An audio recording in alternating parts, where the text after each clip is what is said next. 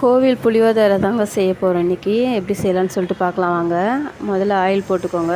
அதுக்கப்புறம் கொஞ்சம் கடுகு போட்டுட்டு அதுலேயே கொஞ்சம் மஞ்சத்தூள், கொஞ்சம் பெருங்காயம் போட்டுக்கோங்க. இது போட்டுட்டு புளி தண்ணி ஊற்றிடுங்க. புளி தண்ணியை ஊற்றிட்டு நல்லா கொதிக்கட்டும். அந்த எண்ணெய் வந்துட்டு கொஞ்சம் நல்லா பிரிஞ்சு வர அளவுக்கு கொதிக்கணும். நல்லா கொதித்து வந்த உடனே 2 பிளேட்டு காட்டுவாங்க. அதில் ஃபஸ்ட்டு பிளேட்டில் வந்து என்ன வச்சுருக்கேன்னா, தனியா வச்சுருக்கேன், வெந்தயம் வச்சுருக்கேன், கடலப்பருப்பு, உளுத்தம்பருப்பு, வேர்க்கடலை, கருவேப்பிலை. இதை வந்து கொஞ்சம் நல்லா வறுத்து எடுத்துக்கோங்க. இது வந்து நம்ம அரைக்க போகிறோம். ஃபஸ்ட்டு பிளேட்டு காட்டுறதுல வந்துட்டு இதெல்லாம் வச்சுருக்கேன்.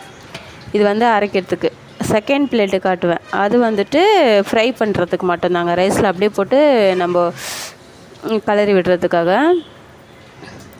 இதுலேயும் அதே தான் வச்சுருக்கேன். கடலப்பருப்பு, உளுத்தம்பருப்பு, காஞ்ச மிளகாய், கருவேப்பிலை, வேர்க்கடலை. இது வந்து வறுத்து தனியாக எடுத்து வச்சுக்கணும். ஃபஸ்ட்டு பிளேட்டில் இருக்கிறது அரைக்கிறதுக்காக.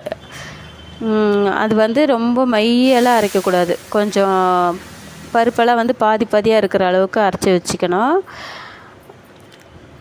அரைச்சி வச்சுக்கிட்டு இது வந்து தனியாக வதக்கி ஒரு பிளேட்டில் வச்சுக்கோங்க. இது வந்து அரைச்சி எடுத்துகிட்டு வந்துடலாம். ரைஸ் வந்து சாதம் வெடிச்சிட்டு நல்லா ஒரு அகலமான பாத்திரத்தில் போட்டு ஆற வச்சுருங்க. நல்லா ஆறட்டும். அதுக்கப்புறமா ரைஸில் வந்துட்டு கொஞ்சம் நம்ம அரைச்சி வச்சுருக்கோம் இல்லையா, அந்த பொடியை வந்துட்டு ரைஸ் எப்படி சொல்கிறதுனா, அந்த ரைஸில் வந்து நமக்கு தெரியும். ரைஸும் அதுவும் கரெக்டாக இருக்கணும்.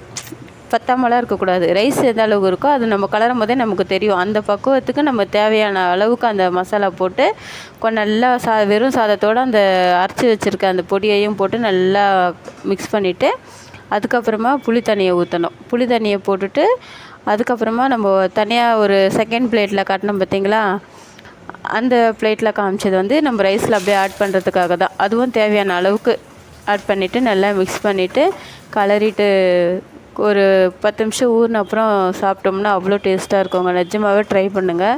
நமக்கு வந்து இதுவில் கோவில் புளியோதரை எப்படி இருக்குமோ அதே டேஸ்ட்லேயே இருக்குங்க. ட்ரை பண்ணி செஞ்சு சாப்பிட்டுட்டு எனக்கு கமெண்ட் பண்ணுங்கள். நிஜமாகவே நான் எதிர்பார்த்துட்ருப்பேன். எப்படி இருக்குன்னு சொல்லிட்டு, டேஸ்ட் இல்லை மாறி இருக்கா இல்லை அப்படியே தான் இருக்கான்றதையும் நீங்கள் கரெக்டாக எனக்கு சொல்லுங்கள். சேனல் வந்துட்டு பார்த்துட்டு பிடிச்சிருந்துச்சின்னா சப்ஸ்கிரைப் பண்ணிக்கோங்க, லைக் பண்ணிக்கோங்க, ஷேர் பண்ணுங்கள். பார்க்குறீங்க, சப்ஸ்கிரைபே பண்ண மாட்டேங்கிறீங்க. ப்ளீஸ் சப்ஸ்கிரைப் பண்ணிக்கோங்க. இது வந்து புளியோதரை வந்துட்டு எப்படி இருக்குன்றதை கரெக்டாக பார்த்துட்டு சொல்லுங்கள். ஓகேவா? வீடியோஸ் வந்துட்டு பாதிலேயே பார்த்துட்டு தள்ளாதீங்க ஃப்ரெண்ட்ஸ். ஃபுல்லாகவே பாருங்கள். அப்போ தான் வந்துட்டு அதில் லாஸ்ட் வரைக்கும் என்ன சொல்லியிருக்காங்க, எப்படி பண்ணியிருக்காங்கன்றது உங்களுக்கு தெரிய வரும். பசங்களாம் இந்த மாதிரி செஞ்சு கொடுத்தா பசங்களாம் நிஜமாகவே விரும்பி சாப்பிடுவாங்க. புளி சாதம் சாப்பிடாதவங்களே இந்த மாதிரி செஞ்சு கொடுத்தீங்கன்னா, இந்த மெத்தடில் செஞ்சிங்கன்னா நிஜமாகவே சாப்பிட ஆரம்பிச்சிருவாங்கங்க. நீங்கள் ட்ரை பண்ணுங்கள். ஓகேவா? ட்ரை பண்ணிவிட்டு எனக்கு சொல்லுங்கள், கமெண்ட் பண்ணுங்கள், சப்ஸ்கிரைப் பண்ணிக்கோங்க, லைக் பண்ணிக்கோங்க, ஃபாலோஸ் கொடுங்க.